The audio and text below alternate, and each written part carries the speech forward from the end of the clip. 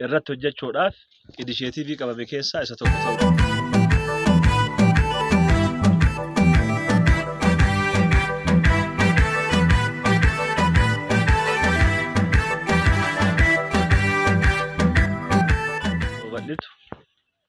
Sakarii isa jalaa yaa'u sanaan yookaan immoo funtaa isa jalaa yaa'u sanaan uummanni keenya muuxannoo isaa babal'ifatee maasaa naannoo kana jiru hunda keessatti iyyuu kilaasterdi goonee irratti hojjechuudhaaf inisheetiivii qabame keessaa isa tokko ta'uu isaa hawaasni keenya sirriitti ilaaluudha. Akkuma argitan muuziin kun waggaa tokko keessatti muuzii gahu.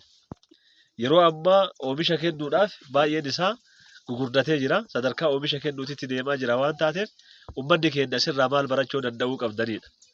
Qonna yeroo irratti hundaa'e qofa osoo hin taane yookaan immoo waqtii muraasa qofa hojjannee biraa gallu osoo hin taane keessatti iyyuu naannoon laga kana irra jiru iddoo jiidhinsa guddaa qabu.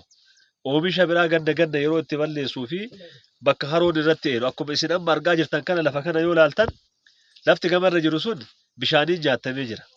Inni muuzii itti dhaabne kun bishaan irraa gogee xuuxee isaan booda immoo asitti immoo oomisha kennaa jira. Inni kun isiniif fakkeenya guddaa ta'a jedhee yaadaa jechuudha. Tole Jamilaa Hussein jedhama. Aanaa Shashamannee itti gaafatamtuu damee paartii aanaa Shashamanneeti. Iddoon kun iddoo addaa yeroo baay'ee misooma garaagaraatiif oolle bara kana garuu misooma guddaa irra hojjechuuf karoorfannee inisheetiivii muuzii amma argitu kun naannoo waggaa tokkotti dhaluuf deemaa jira. Inisheetiivii bal'aa fi heektaara walakkaa irratti dhaabameedha. Babal'isuu fi asii achis akkaataan funtaa isaa itti babal'isaa deemaa jira. Inisheetiiviin kun ol ka'iinsa biyyaa keessatti gahee olaanaa qaba jechuudha. Dargaggeessa hojii dhabaa iddoo mallee oolu iddoo kanatti ijaarree iddoo oomisha garaagaraa kenninee irratti badhaadhuu hin dandeenye inisheetiivii muuziidhaan akka badhaadhuu danda'anii fi tokkoffaa inisheetiivummaa isaa qofa osoo hin ta'in dargaggeessi keenya as dhufee iddoon kun iddoo gammoojjiidha. Gammoojjii kana keessatti iddoo hara galfannaa fi iddoo qilleensa bareedaa itti argatanii ta'uuf deemaa jira jechuudha. Inisheetiivii qofa osoo hin ta'in qilleensa bareedaa waan namaa kennu harka ofiitiinis waatti dabalanii babal'isuudhaan wanni hojjetamaa jira jechuudha. Inisheetiivii qonnaa kun muuziin kun yeroo itti aanu dargaggeessi keenya investara irraa ta'uuf deemaa jechuudha. Gaafa jalqabnu muuzii naannoo 600 ta'u dhaabanii funtaa isaa dhalee amma akka amma argitu kan heektaara walakkaatti siqee jira jechuudha. Achiinis lafa waldaa dargaggootaatiif kennineetu jira waan ta'eef isas babal'isuuf deemna. Ol ka'iinsi biyyaa asumarraa jalqaba waan ta'eef Itoophiyaa badhaate biyya badhaate oomishuuf deemnaa jechuudha. Humna kamiin? Humna dargaggeessaati. Humna kamiin? Humna misoomaa uummata ganda culullee habaraatiin oomishuuf deemna waan ta'eef hojii hojjetamaa hojii jajjabaachuu qabu. Fedhii isaan keessa jiru, kaka'umsi isaan keessa jiru daran dabalaa dargaggeessi biraas. Maqaan koo Dargoo Kamal Kabirii jedhama. Waldaa hojii dhabaa waldaa tokkummaa jedhamna. Kanaaf inisheetiivii mootummaa kana oomishuuf guddisuuf irra gurmaa'aa turre. Kanaaf akkuma jalqabeen amma waggaa darbe inisheetiivii muuzii dhaabaa waan jedhu biyyeen qonnaatii fi waajjirri bulchiinsa aanaa qindoomee muuzii kana nuun ga'e. Haga nuun ga'etti muuziin xixiqqoodha hin dhaabne waggaa tokko dura jechuudha. Waggaa tokkotti dhaabnee haga dhaabnetti isin xixiqqoo waan taateef qormaata hojiilee baay'ee keessa boolla qopheessinee haga dhaabne bishaan kun dhiqafamaa ture. Haga bishaan kun amma haga isiin mataa isii ol fudhattuudhaaf biyyeen kun yoo ija seen hin balleessaa ture. Biyya jala wal ba'e nuu guddate achi booda muuziin baay'ee jidduu kana keessatti muuziin hedduu kan bishaaniif bade yoo ta'u kanaaf ammoo muuzii 1,000 dhaabne 1,000 dhaabne kana keessaa 657 kanaaf 343 kan bishaaniin biyyeen bishaan haree biyyee ija keessa ga'ee kaashan yoo ta'u isa kana muuziin maan 657 tun yeroo ammaa kanatti gara muuzii iddoo kana jecha gara muuzii 1,623 fi kabadillee cuftee kanaaf kabiraallee uumtee jechuudha baadeeti. As keessatti hawaasaaf miseensa asitti muuzii kana babal'ifanna jedhee yaadde keessaa muuzii 235 qonnee dawda'oo maasaa namatti kana adda kan dhaabate jira jechuu barbaadeeti. Kanaaf yeroo asiin dura akkuma jedhame hojii kana haaraa waan taateef miseensaan baay'ee wal cinqaa turre hin hojjennaa hojjennee jijjiiramna waan jedhu baay'ee wal mari'ataa turre haga baranetti ammoo birra godhakkama waggaasa irraa jalqabee iddoon iddoo boqonnaa ta'e iddoon kun iddoo boqonnaa fi magariisa ta'e argama. Kanaaf maaltu nurraa eegamaa kan jedhu asirratti ilaaluun barbaachisaa ta'a. Keessatti iyyuu qonnaan bulaan ganda culullee habaraa keessatti jiru akka aanaatitti inisheetiiviiwwan gurguddaa asirratti hin hojjanna jennee qabannee jirru keessaa isa tokko. Misooma qamadii jallisii akkasumas immoo furdisa horii aananii wajjin wal qabatee furdisa horii foonii wajjin wal qabatee isa qofa sun taane lukkuu wajjin wal qabatee inisheetiivii babal'aan buna irrattis hojjechuun hin danda'ama. Ganda kana irratti bara kana jalqabnee jirra waan taateef. Kanaaf inni muuzii kun kilaastara guddaa ta'utu irra jiraata. Ammallee binnee isa kana qofa sun taane bifa haarawaan dhiyeessaa jirra waan taateef ummanni keenya akka muuxannootitti kanarraa fudhatee inni kun har'a kiiloo takka gabaa irratti gaafa laallu kiiloo takka birri 60 haga 70 muuzii qulqullina qabu. Birri 60 hamma birri 70 yoo xiqqaate maasaa tokkocharraa kiiloo 500 kiiloo 600 gaafa argannu taate kanaan gaafa baay'ifnu galiin nama dhuunfaa tokko hamma boqqolloo irraa argatu yookaan immoo boloqqee irraa argatu ol inni yeroo keessatti waggaa keessatti si'a 2-3 jalaa murataa akkuma inni gahuun gabaa guddaa isinii fida waan taateef xiyyeeffannaa guddaadhaan ollaa keenya keessatti dargaggoonni keenya isa kana adda kataasisu muuzii asitti argamu kana tokkoffaa dargaggoota waldaan gurmaa'anii dargaggoonni waldaan gurmaa'anii humna isaaniitiin misoomsanii yeroo inni firii kennuu jalqabutti bu'aa isaanii argachuudhaaf qabatanii kan deemaa jiran waan taateef karaa guutuu ta'een dhimma kanarratti xiyyeeffatanii akkuma kunuunsa isaa jalqabdan halkanii guyyaa akkuma nama ilmoo isaa guddifatuutitti namni daa'ima isaa guddifatu jala deemee dhiiqee guddisee uwwisee deema. Inni kun shuqunuu barbaada, kunuunsuu barbaada, haroo irraa ittisuu barbaada. Inni funtaa yoo jalaa ba'a immoo lafa biraatiin babal'isuu barbaada. Isa kana babal'isuu jechuun galii keenya guddisuu jechuun oomishtummaan keenya akka dabalu taasisuudhaaf kunuunsi barbaachisaa akka ta'e karaa adda ta'een laaluun murteessaa waan taateef asirraa immoo maaltu nutti dhagamaa kan jedhullee uummatarraa yaada barbaada. Isa qofa sun taane ogeeyyiin keenya hooggansi gandaa inisheetiiviin kun inisheetiivii murteessaa waan ta'eef xiyyeeffannaa addaatiin waldaalee imaadhaa asirratti gurmaa'an kana guyyaa gara guyyaatitti to'annoon hordoffiin isinirraa eegama. Maal inni wanni gaariin hojjetame? Wanni gaariin hojjetame maal inni? Hanqinna maaltu jiraa kan jedhu ogeeyyiin qonnaa keenya itti aanaan bulchaadhaa hoogganaan qonnaa fi lafaa sadarkaa gandaa irratti argamu karaa guutuu ta'een waldaalee kana cinaa dhaabatee isaan jajjabeessuu qofa osoo hin taane hojii biraa dhiifnee asitti oolmaa keenya gale halkanii guyyaa as godhannee muuzii amma sadarkaa ammatti 1640 kan ta'e kana isiin kun oolchaa lama yoo ta'u gimmaa hektaara yoo ta'e amma gara hektaara lamatti guddisuudhaaf qophoofneerra jechuu barbaadeeti. Sheekh Abdusalaam Hamdaa yookaan Faayisaa Hamdaa jedha. Sheekh Faayisaa Hamdaa jedhama.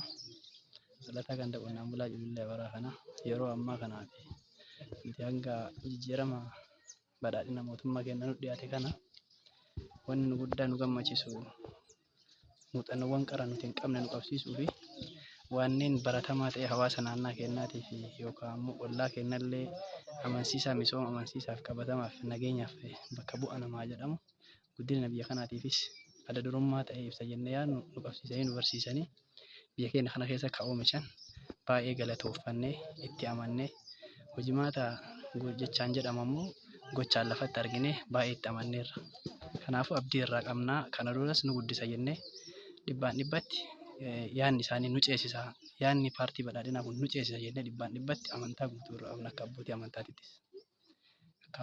Itti agarsiisuun hanqinaalee isaan qaban immoo fooyyessataa akka deemanii fi kunuunsi kun akka cimu taasisuutu isinirraa eegama waan taateef hojiin amma jalqabdan kun hojii jajjabeessaadha. Hojii jajjabeessaadha. Isa kana garuu uf qofaa hojjannee osoo hin taane ollaa keenya irratti hawaasa ganda culullee ollaa kana keessa jiru irratti tokkoon qonnaan bulaa keenyaa birallee jiraachuu qaba. Karaa misooma guddaa ta'ee kilaastarri ta'ee inisheetiivii kilaasteraan dinagdee ganda kanaatii fi akkasumas immoo aanaa kanaa ol kaasuu danda'u sanaan karaa agarsiisuun baay'inaa fi qulqullinnaan ariitii barbaadamu sanaan kallattii mootummaan kaa'e kana fudhannee dargaggoonni keenya iddoowwan hin barbaachifne bakka hin malle araada irratti fakkeenyaaf qama'uudhaan iddoo keessa yeroo keessan dabarsuu ol iddoowwan dargaggoon ooluu qaban bakka misoomaa akka ta'e dargaggeessa misoomaa akka ta'e dargaggeessa yeroo barbaaddu akka ta'e asirraa hubachuun barbaachisaa ta'a. Waldaalee imaaxaa baay'ee qabna. Haga ganda caffaa guutaatitti bal'ifnee dhimmi inisheetiivii kilaastara kanaa isa qofaa miti avokaados itti daballee bal'isaa deemutu jiraata. Inni kun kaashkrooppii keessaa isa tokko. Kanaaf guyyaan har'aa kun guyyaa daawwannaa akka ta'e sirriitti ilaaluun barbaachisaa ta'aa fi guyyaa daawwannaa qofa osoo hin taane guyyaa ol ka'iinsaati jechuudha.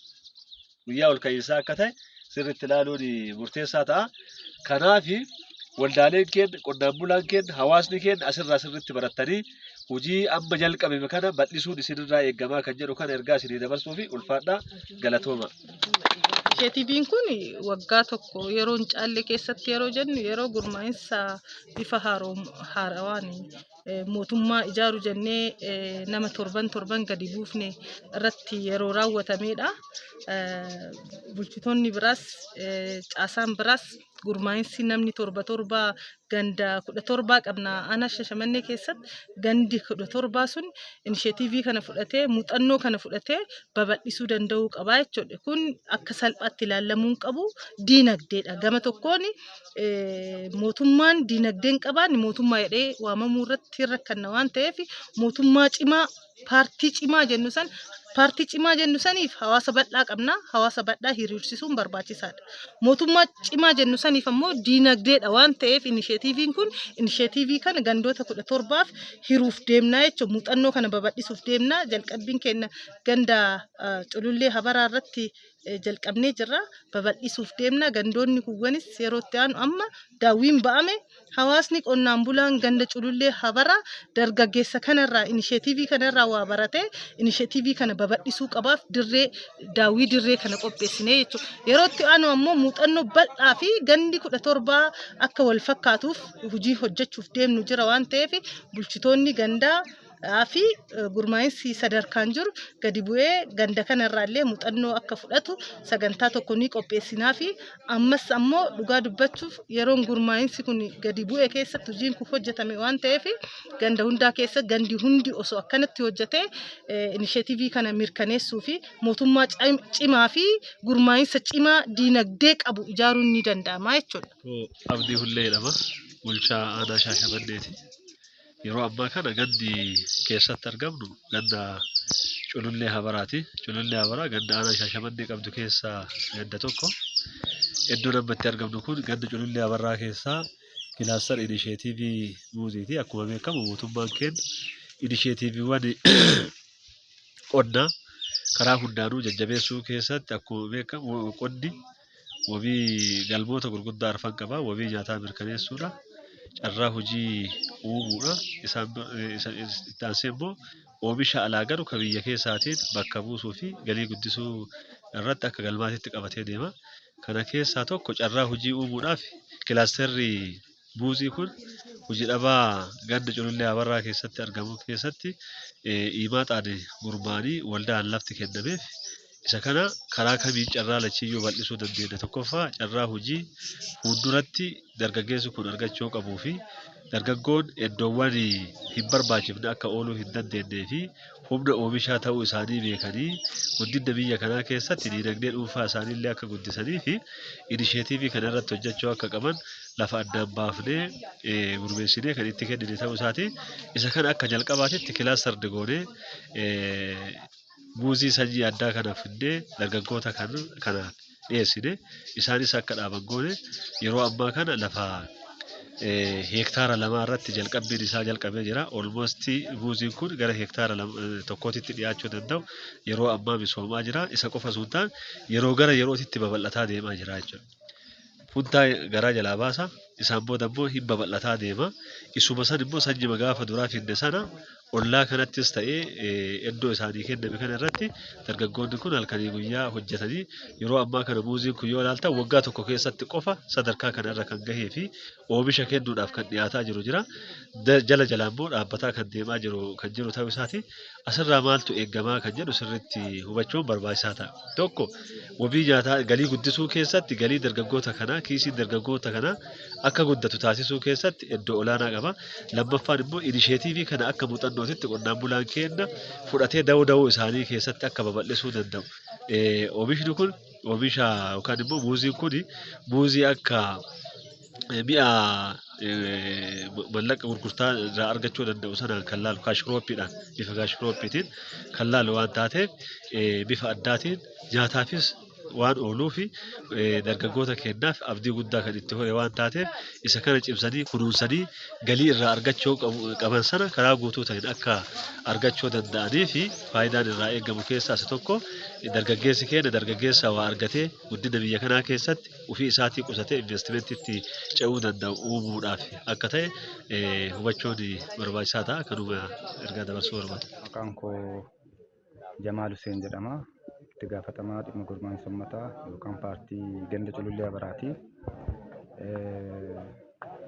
Ganda kanatti inisheetiivii muuzii kun kan yeroo dhiyoo waggaa tokko osoo hin guutin babal'ate yommuu ta'u, yeroo jalqabaatiif yeroo inni jalqabamu rincicni guddaan kan ture.